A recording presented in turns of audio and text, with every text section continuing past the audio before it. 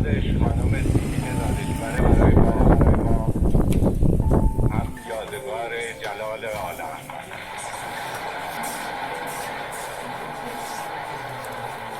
سخنم را با ستایش آزادی فتح باب می کنم. در اپانیشادها به این پرسش ازل و ابد برمیخوریم: عالم از چه به وجود می آید و به چه منتهی می شود؟ و این پاسخ ازل و ابد را هم می خوانیم که عالم از آزادی به وجود می آید، در آزادی می آساید و در آزادی منحل می گردد.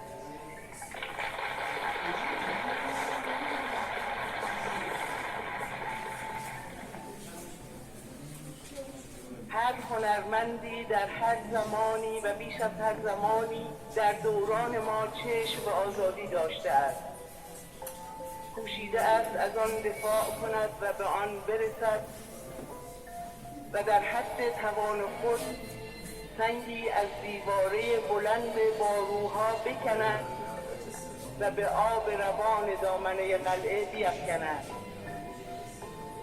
به این امید که صدای آب یعنی آزادی را بشنوند. هنرمند راستین امروز رسالت دارد که برای احقاق این حق بزرگ نژاد شریف انسانی تا پای جان بکوشد، به این امید که این حق برای هنرمندان و همگان همواره بازشناخته شود.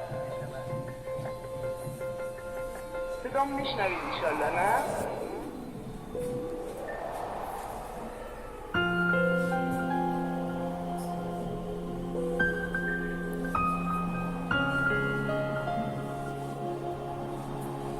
The voice you heard was Simin Daneshvar's voice in her youth.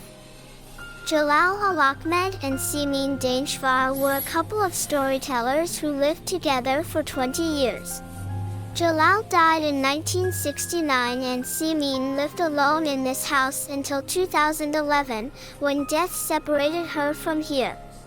The first Iranian Writers Association was formed by this loving couple, and Simin was the president of this association. In the early days of the association, their house was also used for meetings, and prominent Iranian writers came to this house frequently. May their souls be happy.